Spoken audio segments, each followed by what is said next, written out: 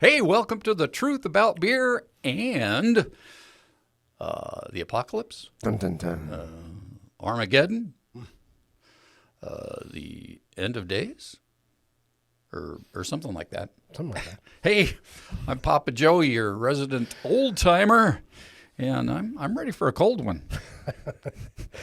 And I'm Keith, the younger, better-looking host. Well, at least according to my mom. Today we're raising a glass and bracing ourselves because we're talking about natural disasters. Ooh. One of my favorite topics. Ooh. You know, earthquakes, massive floods, wild weather mood swings, volcanoes popping off like champagne corks, and all that fun stuff. Oh, well, that's right. Lately, it feels like Mother Earth is really on one. We've got, like you say, earthquakes shaking things up. Yeah. Once in a century floods. And that's happening like every other Tuesday. Freak storms and volcanoes erupting like they're auditioning for a disaster movie. It's enough to make a guy spill his beer. No kidding. So it's a good thing I haven't poured it yet. Yeah, exactly. Now, before anybody says the word global warming, let's clear the air. Okay. No pun intended. Yeah. We're not completely sold on the mainstream narrative that every single weird weather pattern, is caused by an SUV or your backyard barbecue. We're a bit skeptical of the idea that all this craziness is simply because humans are cranking up the thermostat. Yeah, but don't get us wrong. We're not saying pollution is good. No. It's far from it. We humans definitely need to stop, trashing the planet. Seriously, who wants plastic in their beer? Not me. So reducing pollution, cleaning up our mess, is all good. Yeah. But we also suspect there's a bigger natural cycle at play here. Cycles the Earth goes through over millennia, with or without us pesky humans. Exactly. Think about it. The Earth is like how old? Like really old. 4.5 billion years or so, Older than me. It's definitely seen its share of supervolcanoes, ice ages, magnetic pole flips, continents doing the shuffle, the whole, you name it. Our planet has a lot of cycles and rhythms. And, one of those big cycles, come around, things can get pretty interesting. And by interesting, I mean apocalyptic. Ooh. So today, we're going to take a deep dive into Earth's natural cycles. From the way our planet wobbles like a drunken top every tens of thousands of years to cosmic cycles that might rain fire and brimstone. Cheery, huh? We'll look at ancient disasters like the massive floods that might be behind legends of the Great Deluge. We'll chat about whether the uptick in volcanoes and quakes is real or just our imagination. And yes, we'll sprinkle in some of the weird stuff, like ancient aliens, pole shift theories, and maybe even the infamous Planet X. All the goodies that we like to talk about, and hopefully you like to hear about. Yeah. And of course, we'll do it in style with our usual humor, our banter, and beer in hand. In fact, Joey, what are we drinking today? I'm glad you asked. We got to somehow steal our nerves from this conversation. So, today, I picked out a special brew. This is Monsoon.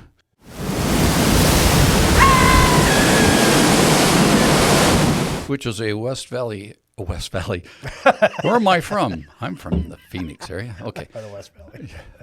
But it's Monsoon, a West Coast IPA for us Valley dudes. It's so smooth, it'll make your head spin. So it's by Phoenix Brewing. It means it has an ABV of 7% and an IBU of 70. Ooh, so it's guaranteed to erupt with flavor. Yes. We're going to need something to calm us as we talk about super volcanoes.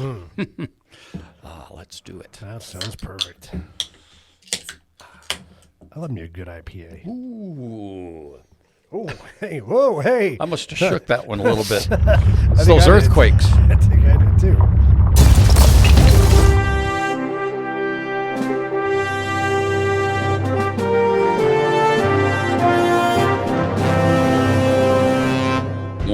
Viewer listener discretion is advised. The majority of the content of this program is not fact-checked. It is highly advised that it not be used for teaching your children from said content, other than making an example out of the hosts of what they should not grow up to be. Remember this, it's the beer talking.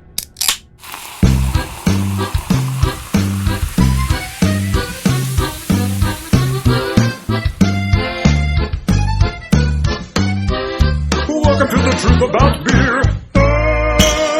All the crap that we're interested in. Searching for the truth. Exploring the unexplained. Investigating the paranormal. Subscribe now. Hit the alert button so you don't miss an episode. Ow! Welcome to the truth about beer.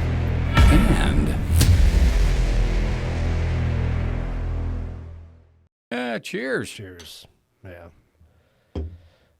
So should we do it? Let's do it. All right, let's jump in. So first up, we got Earth's wobbles and climate cycles. Ooh. You know, what's this about Earth having a 30,000-year wobble? Wobble, baby. Wobble, whatever that is.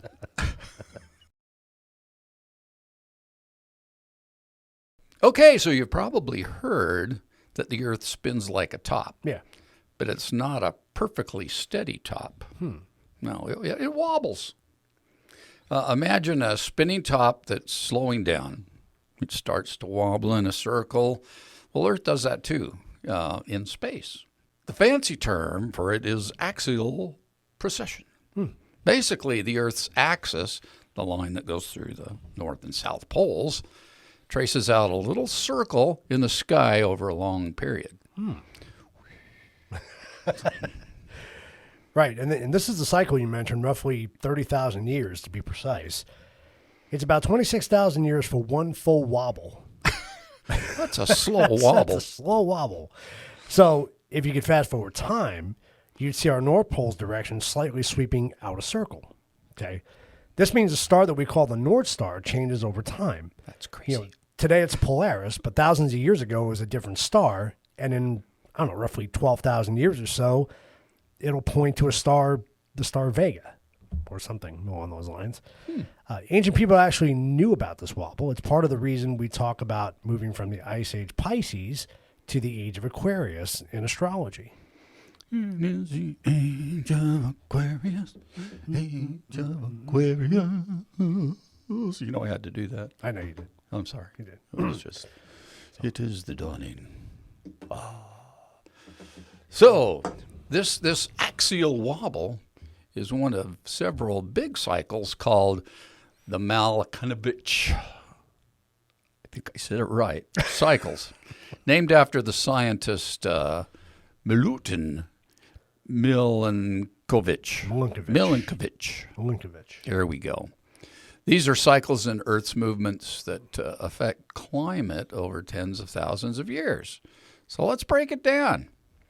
Eccentricity, 100,000-year cycle.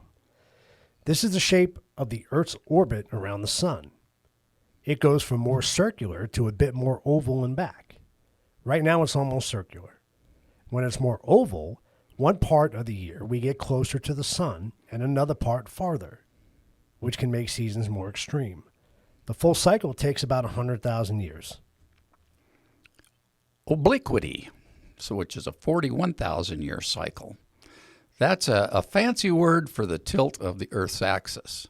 Currently, we're tilted at about 23.4 degrees, but it oscillates between about 22 degrees and 24.5 degrees over 41,000 years. More tilt means more extreme seasons, hotter summers, colder winters, and less tilt means milder seasons. We're roughly in the middle of that range now and decreasing tilt slowly. In fact, we passed the maximum tilt about 10,000 years ago, and we'll hit minimum tilt in another 10,000 or more years. Precession, 26,000-year cycle. That's the wobble we started with. This one changes when in the year each season happens relative to our distance from the sun. Right now, the northern hemisphere's winter happens when Earth is closest to the sun, perihelion in January. and summer when we're the farthest, July, which actually makes northern hemisphere seasons a bit milder overall and the southern hemisphere more extreme. In around 13,000 years, that'll flip. Northern summers will happen closer to the sun and get hotter, while southern summers will be cooler.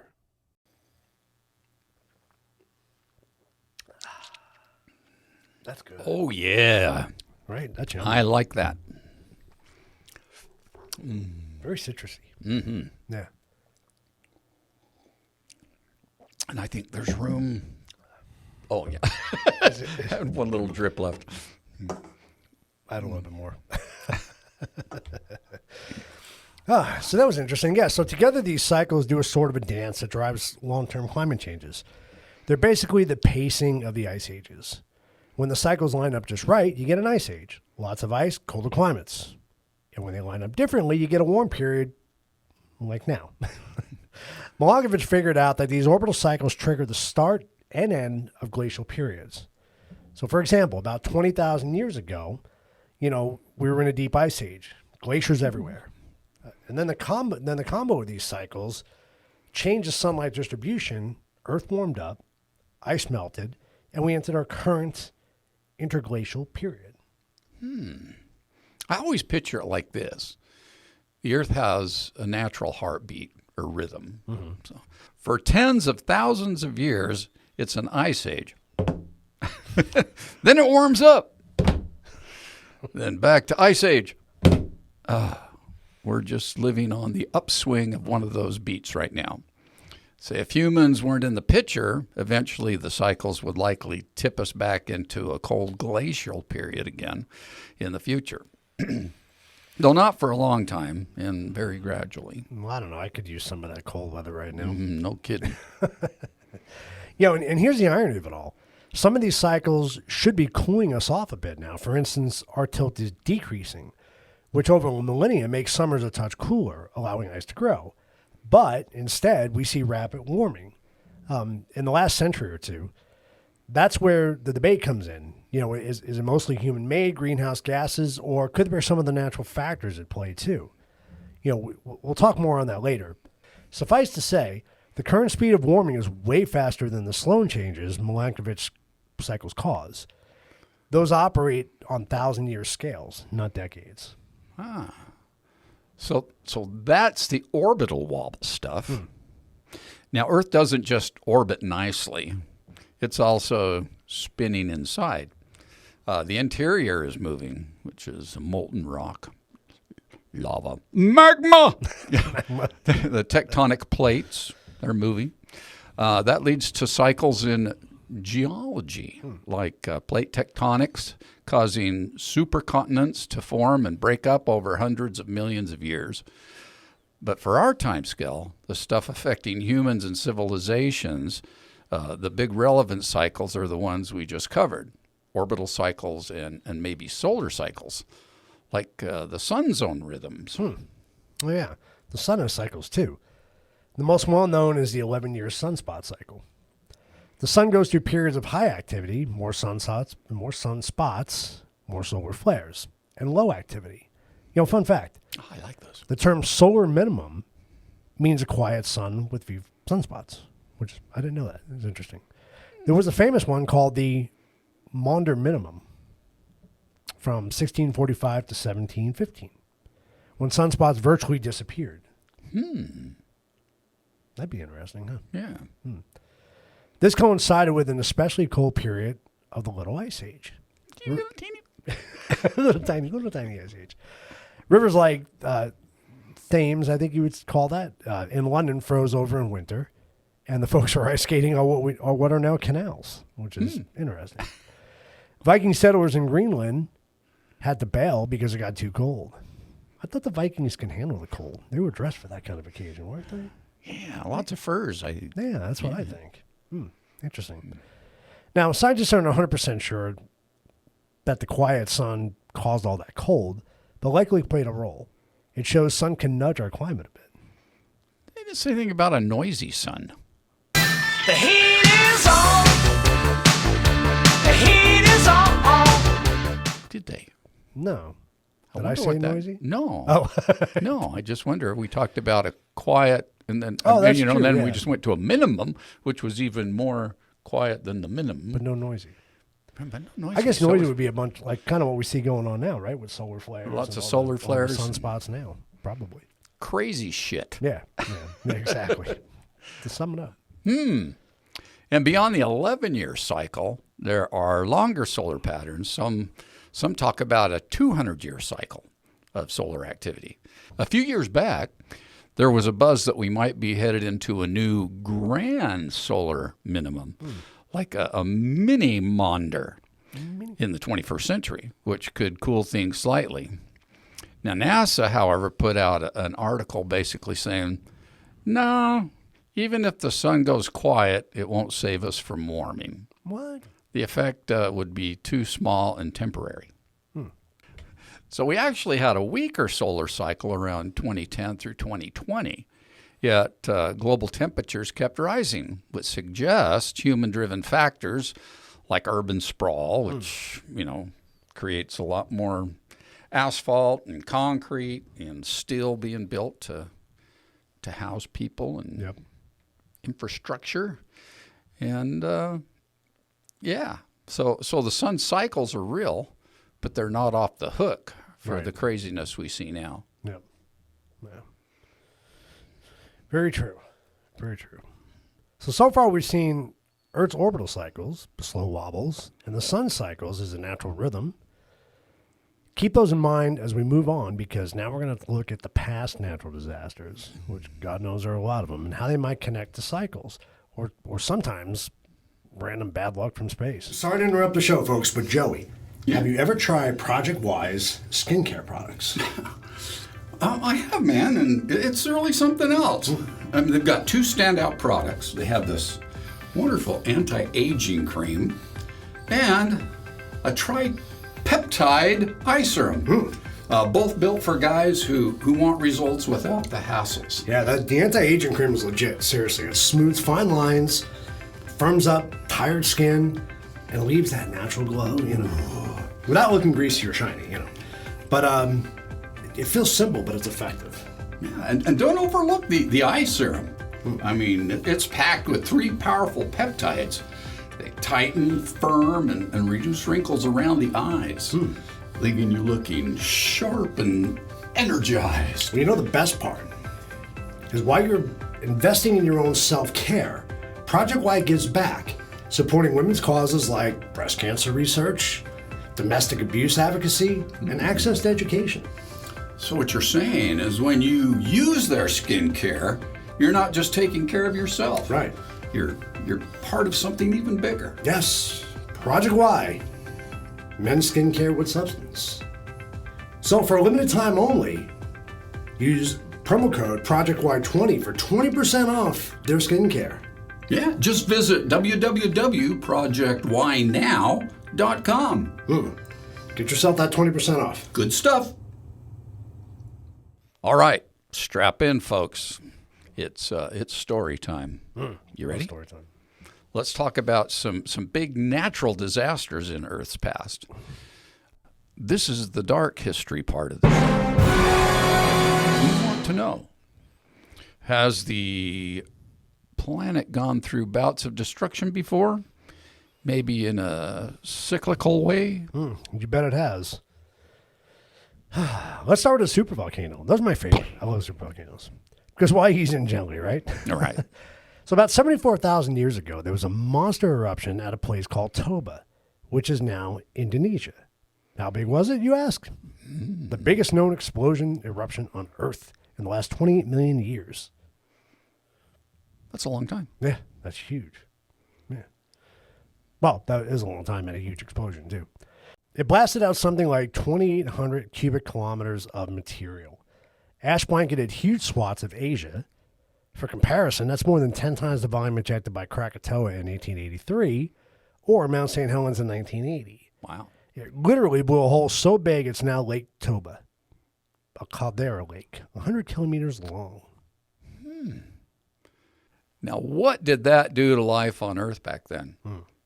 Well, I can tell you this. It wasn't pleasant. I bet not. Yeah, Toba injected so much ash and gas into the atmosphere that it likely caused a volcanic winter. That's when sunlight is blocked by ash and the planet cools for a few years or decades. There's a controversial theory called the Toba catastrophe theory, which suggests that this eruption was so bad it almost wiped out humans. A near extinction event for our species. Some genetic studies hinted at a population bottleneck around that same time. Our ancestors' numbers may have dropped a few thousand. Wow. Or dropped to a few thousand. A few thousand. Not just lost a few thousand. Everything but 1,000 or a few thousand. It's a lot of people. That is a lot of people. So the idea was Toba's eruption caused a global famine, and only a handful of humans survived. But, recent research has debated this. It's not entirely clear if humans were almost goners or if some communities thrived despite the eruption. But, at a minimum, Toba must have caused major climate disruptions. Imagine, skies full of ash, crop failures. Well, people were hunter and gatherers back then, but still animals would die off, right? So, they'd have freezing temperatures for a few years. That's a big natural disaster if you think about it. And it happened without any human industrial activity, obviously. Just Earth being Earth. So file that under the planet can mess you up. And that's just one example. Go further back, like 66 million years, and you have an asteroid wiping out the dinosaurs and a lot else. That wasn't cyclical. I got that. Very good. Very good. That was a random bad day when a space rock 10 kilometers wide, that's one big frickin' rock, decided to drop in. But some people wonder if extinctions have a cycle. Like maybe there's a periodic comet shower every 26 million years or something. It's a hypothesis, maybe tied to the sun bobbing up and down in the Milky Way and disturbing comets. It's debated, though. Could be a coincidence that extinctions sometimes look evenly spaced.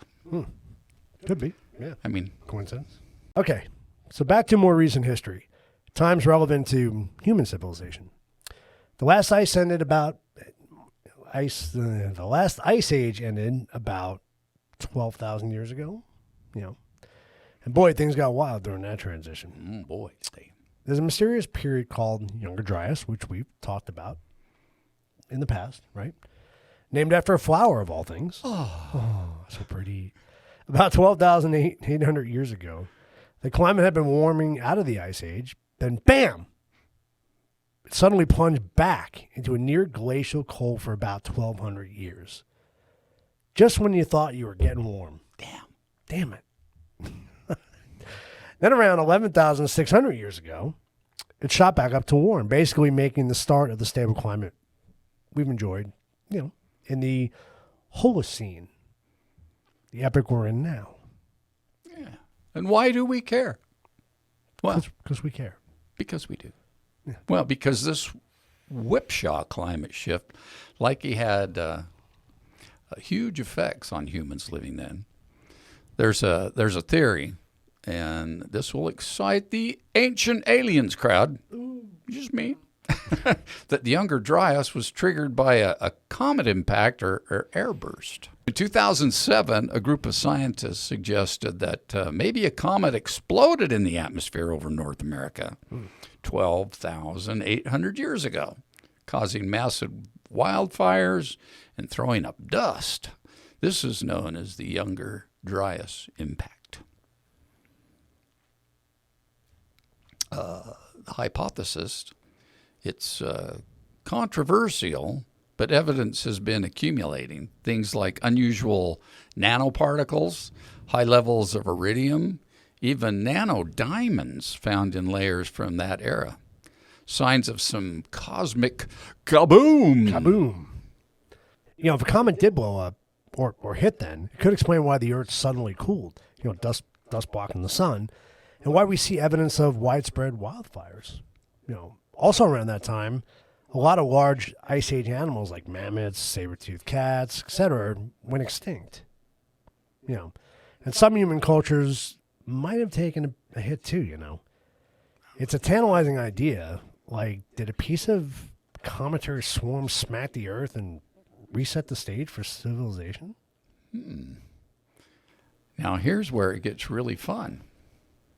So our ancient ancestors, though lacking in smartphones, were not clueless. There's a site in Turkey called Göbekli Tepe that we geek out about a lot. Ancient archaeology fans will know it. It's basically a 12,000-year-old temple with huge stone pillars built not long after the Younger Dryas chaos. The earliest parts of Göbekli Tepe date to about 9600 BC, which is 11,600 years ago.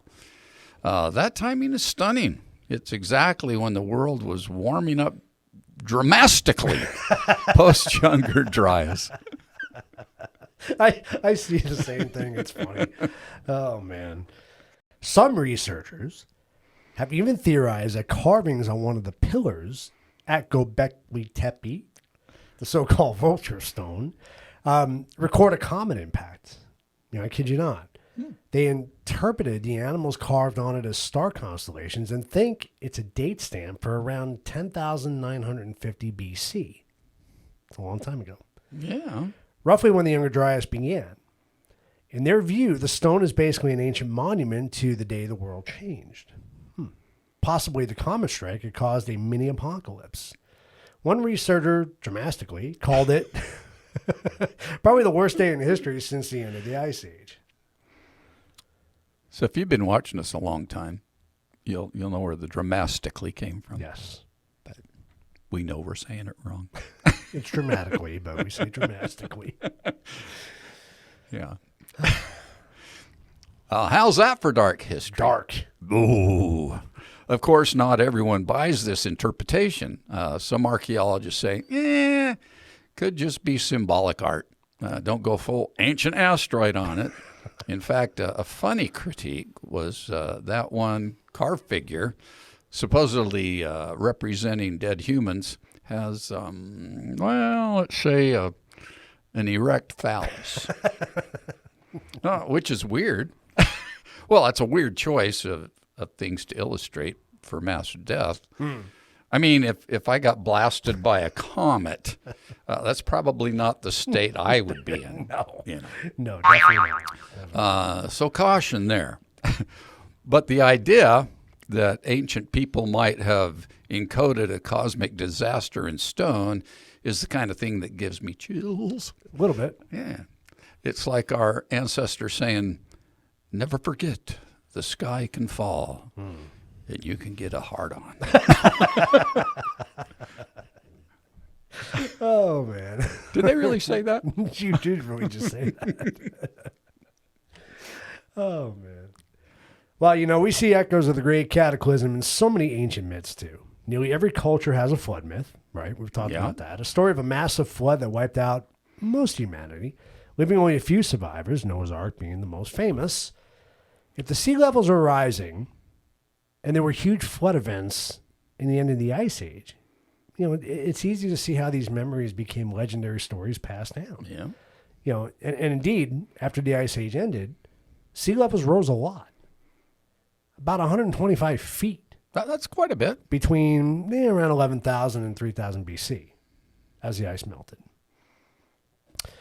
That would have drowned coastal areas and lowlands everywhere.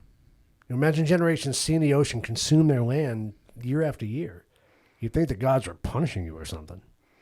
It'd be like Florida would be gone. Would be gone. Man, totally California. Wow.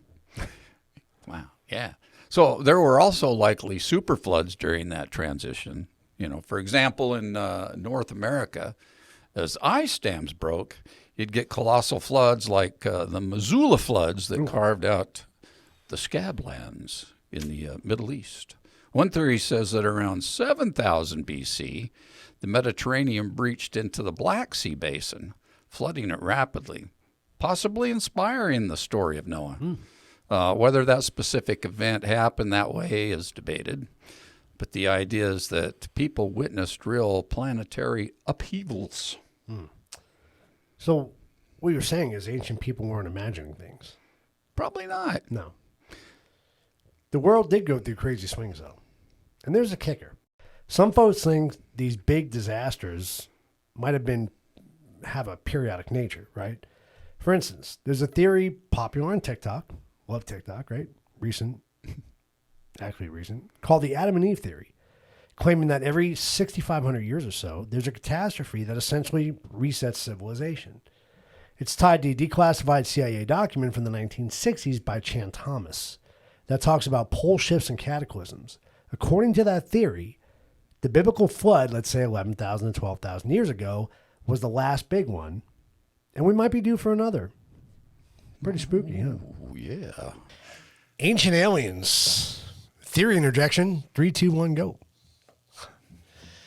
Look, if our viewers are into that, consider what if extraterrestrials told early humans about these cycles, right? Maybe they give a warning like every so often, your planet likes to hit the reset button. Some ancient astronaut theorists point to Mayan long count calendar, which famously ended in 2012, as possibly aligning with cosmic cycles or to mythic cycles like the Hindu yugas that describe repeating ages of destruction and rebirth. And remember all that 2012 doomsday hype? I remember it well, too. People were freaking out that a rogue planet called Nibiru, Planet X, would smack Earth or cause havoc. Spoiler. It didn't. NASA even had to debunk it, stating Nibiru and other stories about wayward planets are an internet hoax. No! And if such a planet were headed our way, it would be visible by now to the naked eye. I would think so. Still, the idea of hidden planets and cycles of doom persist in fringe circles. We humans love a good apocalypse story. I guess it's almost entertaining to predict the end of the world, as long as it keeps not happening. All right, so the key point from all this, yes, Earth goes through cycles, and some are truly massive and catastrophic, at least on a geological or civilizational scale, right?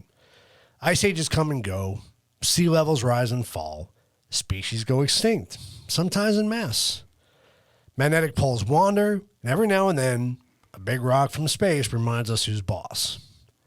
Our ancestors saw some of this firsthand at the tail end of the last ice age, the big floods, and encoded it in stories and stones. So when we look at today's natural disasters, it's fair to ask, are we seeing rumblings of some cycle? Or are we just more connected and freaking ourselves out? Let's talk about what's happening now with disasters. Are they truly increasing?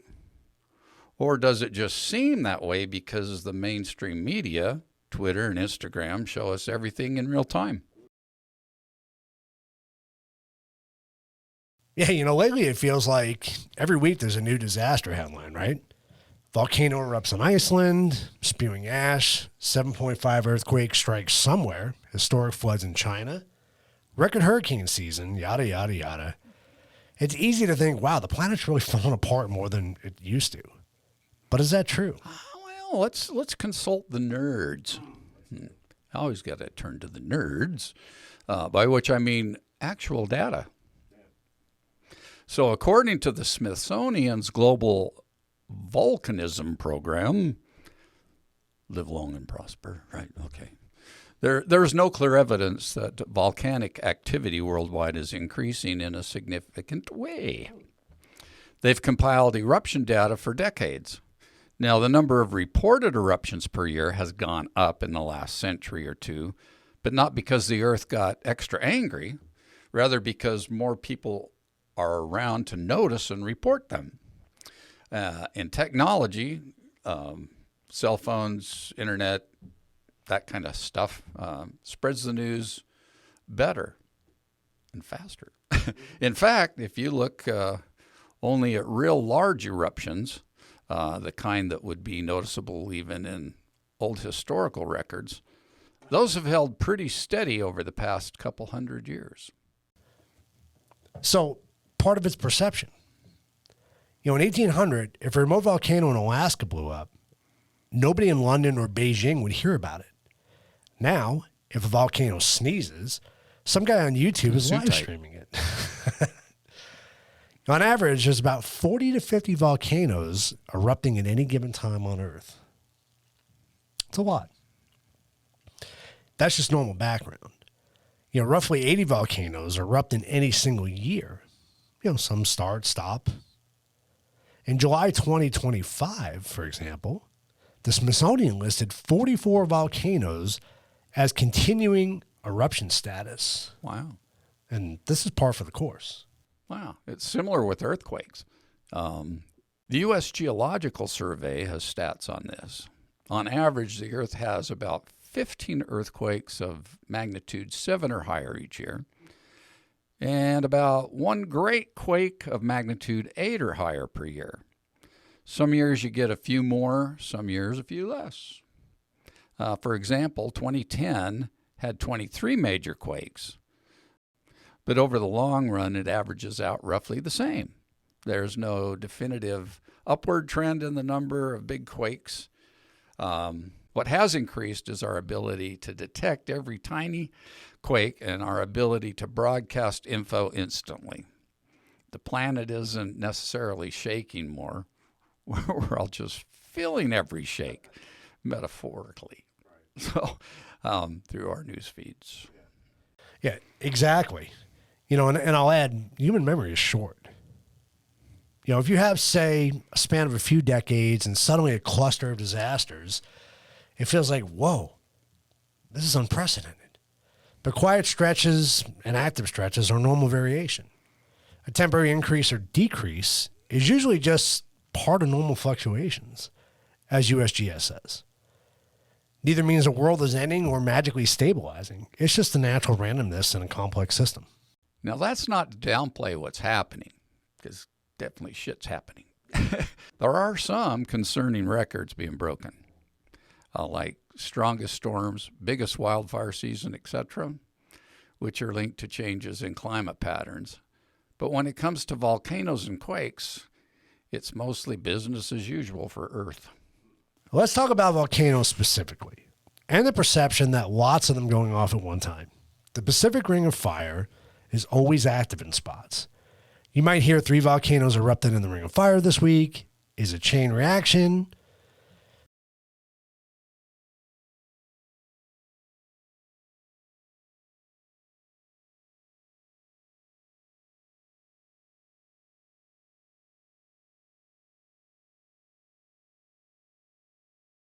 The Ring of Fire isn't literally one connected thing that blows all at once.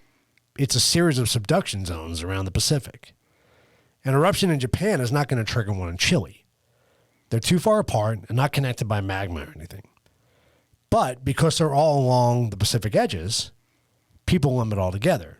In reality, about 2/3 of all eruptions that happened since 1960 happened in the Ring of Fire. And just because so many volcanoes are there, over 450 of them. That's nuts. That's a lot. So statistically, if you hear about eruptions, many would be from that region. It doesn't mean the whole ring is going off. It's just always somewhere around that ring is popping. So recently, there have been some attention-grabbing eruptions. Let's name a few to paint the picture of why people feel a little edgy.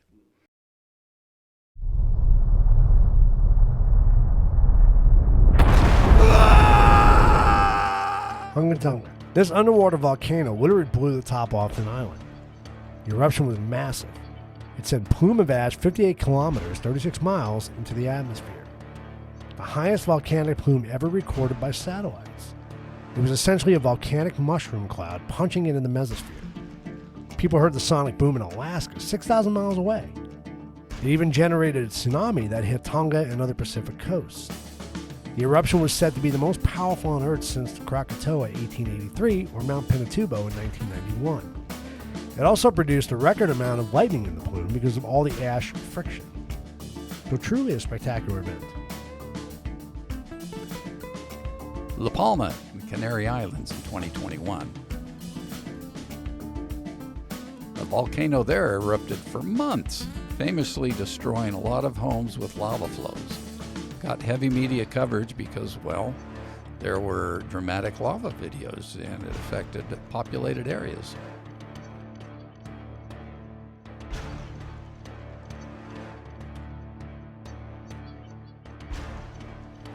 Iceland has been having a bit of volcanic party on Reykjanes Peninsula. After 800 years of quiet, volcanoes near Reykjavik woke up. Fagradalsfjall volcano erupted in 2021. Lava fountaining made great Instagram posts, and then again in 2022 and 2023 with new fissures. Icelanders are literally hiking to watch these eruptions. Relatively safe, but still, it's volcanoes in action. Etna in Stromboli, Italy. These are very active volcanoes that pop off frequently. In 2021 and 2022, Etna had some spectacular lava fountain events. It's kind of normal for Etna, but with better cameras now, those images went viral. Kamchatka, Russia, 2023.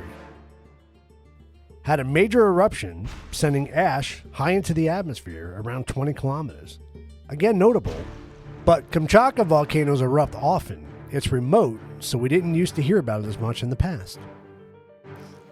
Mauna Loa, Hawaii, 2022. The world's largest active volcano woke up after decades of sleep. That was big news. People freaked out about lava flows, although it ended up being okay because no towns were destroyed, thankfully. And as we speak, there are numerous others bubbling. It can feel like, wow, everything's erupting. But remember, at any given time, dozens are erupting normally. It's just that we now see them all on our screens. So same with earthquakes. Big quakes hit Turkey and Syria in 2023, tragically. And around the same time, there were large earthquakes in places like Mexico, the South Pacific, etc. It felt like a cluster. And some wondered if they were connected. Like, does one big quake make another more likely on the other side of the world? Well, generally speaking, no. Only quakes on connected faults or within the same plate boundary region trigger each other, not across the globe.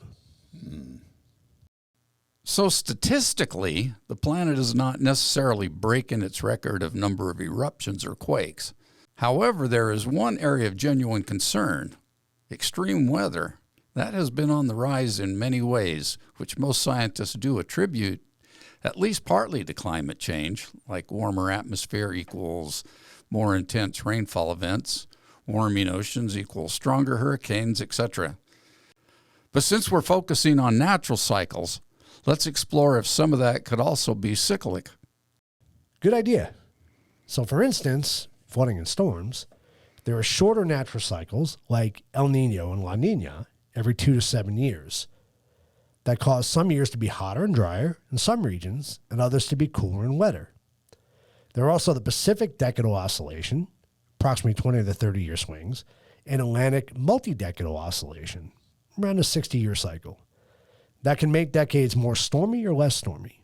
For example, Atlantic hurricanes activity was high in the 1940s to the 1960s, low in the 1970s to the 90s, high again in 1995 onward. That's partly a natural cycle in ocean temps, though now overlapped with overall warming. And we can't ignore that climate change today is being influenced by us. We have to say it, with population growth and dwelling needs, it brings more concrete, steel, and asphalt into play.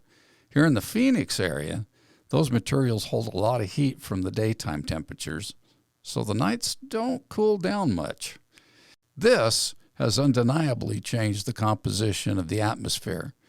Even if you believe natural cycles are the main driver, the speed of change we see, glaciers melting, heat records, etc., is far beyond any cycle alone, like we described, Earth's big cycles operate over millennia. They don't cause a 1.5 centigrade warming in a century, and we kind of did that. So in a sense, we might be amplifying the effects of natural cycles or throwing in a new factor altogether. You know, one thing that fascinates me is how some natural cycles can interact. Yeah? You know, remember that we talked about the end of the Ice Age and how ice melting could trigger volcanism. Oh, yes. Live long and prosper. Well, I tried to do what's that one? I don't know what that one is. It's like a double peace sign, right? Or a double bird. I don't know. Yes, live long. I can't even do that one. That's weird. That makes my fingers weird. That's a double. Oh, that's funny. I had a hard enough time doing that. So, well, well, that's not just ancient history. It's something to watch now. You know, as modern climate warms, regardless of the cause, we're melting big ice caps in Greenland, Antarctica, and glaciers worldwide. There's research suggesting that the loss of ice can lead to more volcanic and seismic activity in those regions over time. Essentially, removing the weight of the ice lets the land rebound, called isostatic rebound. I like that word, isostatic. That's kind of cool. Which can fracture rock and also reduce pressure on the mantle, allowing more magma to form. Well, you know, that kind of makes sense. Yeah.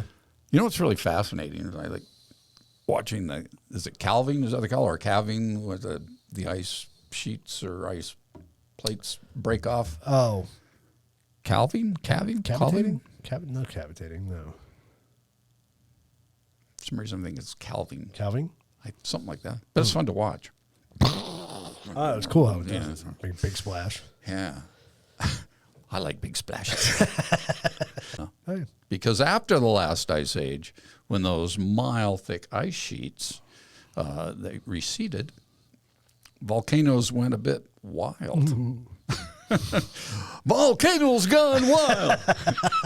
For example, in parts of Iceland, eruption rates jumped drastically once the glaciers pulled back. One study suggests eruption frequency in Iceland shot up as much as 30-fold to 100-fold. Wow. That's a lot. That's a big.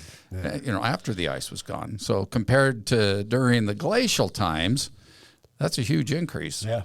Similarly, scientists think during interglacial periods, like the one we're in now, overall volcanic activity worldwide is higher than during full ice ages. Interesting.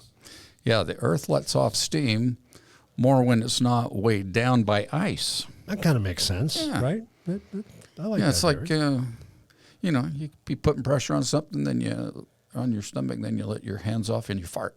Is that how that works? I don't know. Does it work that way? That's an interesting comparison. Get off me so I can fart. Oh, I'll drink to that. I think I will too. Yeah, drink our beer. It's not doing a lot of talking. It's not going down. All right. So look, with all this, before anybody panics, it doesn't mean as Greenland melts, we're going to see a volcano pop up next year. The geological responses take time and usually happens in regions that are already volcanic. I was just checking over that way, you know. But it's a reminder that Earth's systems are all interconnected in complex ways. Climate change, natural or human driven, can trigger geological change, which in turn can affect climate further. Like a big eruption can cool the planet by shading sunlight with aerosols. It's like big complicated feedback loop.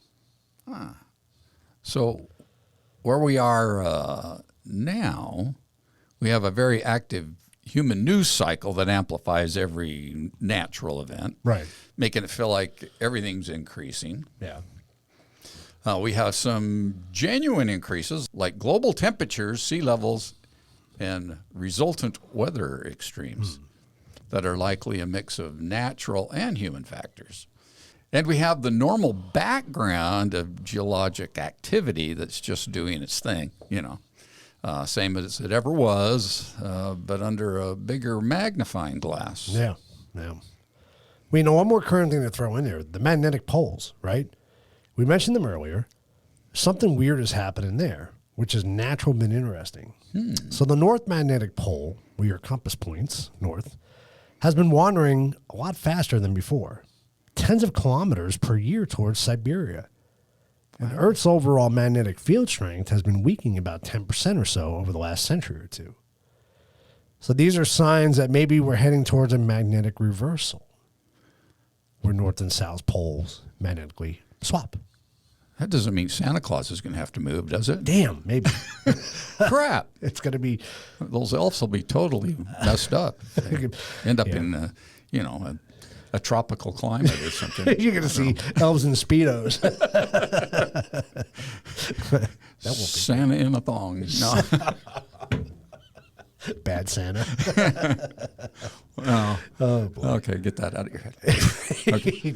It's gone. Some folks tie this into the whole doomsday thing too, like when the poles flip, chaos ensues. In reality, magnetic reversals have happened many times in Earth's past. Really? Hundreds of times. It's not a scheduled thing. Sometimes it flips over 40 million years. Holy moly. Other times it flips 10 times in a million years.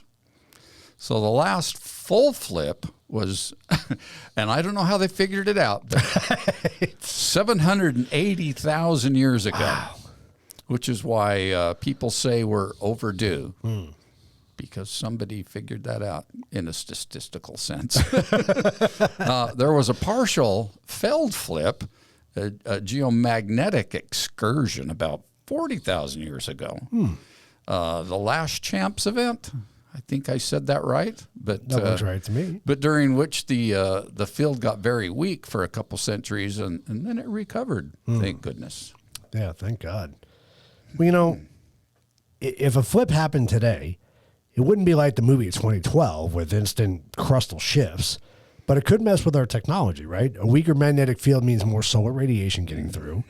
That can mean more frequent satellite failures, which we have seen that now. Yeah. More radiation exposure on airplane routes. That would suck. Brilliant auroras seen at lower latitudes, which we've seen down here in Arizona a couple of times this past year. Pretty, but a sign of trouble. And possibly increased cancer rates if persisted. Not a good thing to happen. Power grids could be a risk during solar storms, which we've seen those warnings come through too over the last couple of years once we've had increased magnetic storms, solar storms. Migratory animals that use magnetic field to navigate might be confused, and it'd be a bit of a shakeup for the modern society for sure. Yeah. Well, that makes me wonder what's happening up in Yellowstone. Right. With all the animals kind of going away. That's weird. Yeah.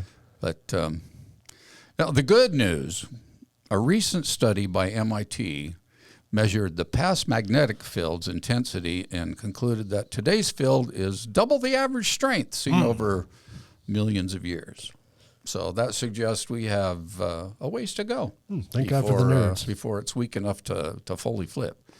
So in other words, while the field is weakening, we're not in the red zone yet. Yeah. So we might still be thousands of years away from a true reversal. Oh, thank God. So we likely won't wake up tomorrow with compasses pointing south and wonder where Santa's going to deliver his presents from. Live. But it is something to watch, but not immediate. Well, this is the truth about beer ends, so I have to ask, if compasses go haywire, how are we going to navigate to the bar? Oh, man. We might have to go by the stars or ancient mariner style or something, or just use GPS. But that's less romantic. Well, yeah. I want to get me one of those compass things with the eyeglass on it or whatever they did. Like a spyglass or whatever. Whatever it was that they measured the distance between the horizon and the stars and stuff to navigate, whatever. That would be cool. Yeah. Might cause some eye strain. Yeah, maybe a little bit. Well, but as long as the beer is cold when we get there, I'll brave a magnetic apocalypse. Cheers to that, This is still cold. Yeah, it's still cold. These are great Truth About Beer mugs, I still have more in this one. I do too. I have a little bit more left. So, now that we've talked cycles, ancient disasters, current events, let's circle back and synthesize. What does it all mean for us? And what can we do, if anything? Great question. I think we're going to have to go into biblical prophecy. I like that. As we've been talking about Earth's natural cycles, we can't forget that a lot of folks see all this through a biblical lens. Remember, I'm drinking beer. So we call that a biblical lens. Some people see things through a biblical lens. I see it through a clouded Beer goggles. beer thing. There you go. You've probably heard about the end of times, in the book of Revelations. Yeah. The one with all the four horsemen. Well, we're coming to your city. Gonna play our guitars and sing. Locusts and stars falling from the sky. All the bad shit. Yeah. Well, the apocalypse is alive and well in Christian tradition, too. According to Revelation, there are all these signs that the end of the world as we know it is near, right? You got earthquakes, you got floods, you got storms, you got the sun turning black, stars falling from the sky, and so on. Cats and dogs living together. Sorry, wrong movie. And let's not forget the great battle of Armageddon. Sounds like a good excuse to drink some beer and talk about it, right? Well, sure, yeah. I can't stay away just to hear you. Okay. Oh, you said Armageddon. I'm sorry. Liv looked really good in that movie. She did. Yeah, she was very nice. Yeah. I guess we'll get back on topic. But we digress, as usual. So, now some people do see the recent uptick in natural disasters as biblical signs being fulfilled. Yeah. I mean, you look around, earthquakes here, volcano eruptions there, crazy floods, the whole shebang. And they say, wait, hasn't Revelation been talking about this for millennia? We're not saying the end is imminent, but let's dive into the idea that these events could be linked to prophecy. Yeah, I think so. Revelation talks about the seven seals, each of which I can talk too. I've been drinking beer. Each of which unleashes a different disaster or catastrophe upon the world. For example, the first seal, the opening of the first scroll, brings forth a conqueror on a white horse. It's a pale white horse, isn't it? What some interpret as the rise of a world leader, and others say it's a symbol of war. The second seal brings war itself. The third seal brings famine. The fourth seal brings death. And with it, a pale horse. That's the pale horse. That's what I was thinking of. We've seen some of these in history, sure. But something the stage is being set for another round of this. And we might be living in the early days of it. And don't even get me started on the seven trumpets. They unleash crazy stuff like hellfire, blood, and locust swarms. Though I think they might mean floods instead of just regular old locusts.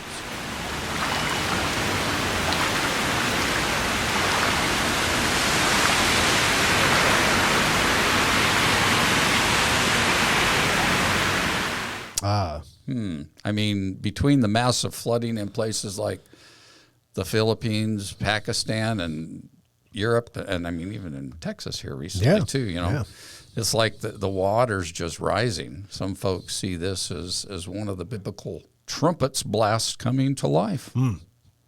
Interesting. Yeah, and then, you got the book of Joel, too. A lot of people have pointed this, as prophecy in the end. And it talks about earthquakes, the sun turning dark, red blood moons, which we've seen. We've seen the blood moons a couple of times now, right? Yeah. All things have been referenced by doomsday preppers and prophecy enthusiasts. Some even believe these natural disasters are God's warning, like a wake-up call to humanity. Hello. You bring up a great point, Keith. some believe these disasters, like the volcanoes, floods, storms, could be signs that we're in the pre-apocalypse phase described in Revelations. The three woes. Three hoes. When all hell breaks loose. Yeah. So the three woes could be the four. Okay, here we go again.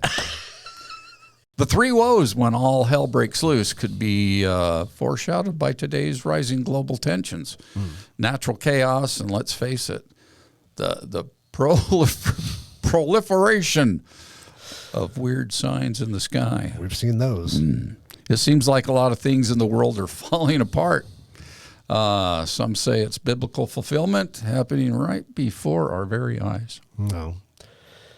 Yeah, I would agree. But, you can also throw in the idea of the Great Tribulation, too, which in Christian eschatology is a period of intense suffering and disaster before the final showdown of Armageddon. These are prophecies about famines, plagues, earthquakes, and wild weather, all intensifying. Could the global warming we're seeing, in the extreme storms or even COVID-19 be precursors? Some have said that we're already in the midst of the tribulation, just not the fiery horse riding way the Bible depicted it. Well, we're not saying this is it, but when you see headlines every week about climate change, extreme weather, and unprecedented natural disasters, it makes you wonder, is this just the earth going through its usual cycles, or is something else happening? Could it be that we're starting to see the stages of prophecy unfold? Possibly, and speaking of stages, don't forget the seven-headed beast from Revelation and the mark of the beast. That's just freaky. I know. Some people draw connections between our increasing technological surveillance, cyber threats, and even global digital currency systems. They say all of these digital systems might be the setting of the stage for what is described in Revelation as the mark of the beast. Oh, yeah. The symbol that controls access to buying, selling, and honestly, everyday life. Yeah, it's definitely a twist. We don't want to stir the pot too much. Yes, but, we do. But the fact that we're digitally connected and that social credit systems are starting to pop up in different parts of the world, well, there are some interesting parallels. But that's a topic for another beer. Another beer. Not this beer, but another beer. We need to finish these beers before we start another beer. Well, let's not get too carried away, with the end of times theories here. But if all of this does happen, right, we're in for one hell of a ride. I'll take the biblical apocalypse over an alien invasion theory any day. Well, there's no winning, is there? No. Either we're preparing for planetary shifts, alien encounters, or God's final judgment. Whatever happens, at least we'll have a cold beer to help us along the way. Oh, thank God, yes. Thank God for beer. We were talking about how beer saved the world at one point, right? Maybe we'll do that again. So, So whether you're watching the world through the lens of ancient cycles, Christian prophecy, or, good old science, we can all agree on one thing. What's that? Well, maybe a few things. Well, yeah. Life is unpredictable. No, that's true. And it's good to have something to hold on to. Like a beer? Like a beer. Sorry. So let's raise our glasses Yes. to the mysteries of the universe, whatever they may be. From cycles of the earth to fulfillment of prophecy, one thing's for sure, there's a lot more to come. Yeah. Whether it's natural or divine, I guess we'll just have to wait and see. Yes, we will. And, we'll keep exploring it all right along with you, with beer in hand, of course. And, be sure to subscribe, like, and share, and check out our Patreon page, where you can get exclusive content, access behind-the-scenes videos, and so much more. It's definitely worth checking it out. We really appreciate that. Yeah, cheers to that. And it helps us. It helps our channel. It really does. It does. So. And so may we face whatever's coming with humor, curiosity, and a six-pack. Amen to that. Cheers. Cheers.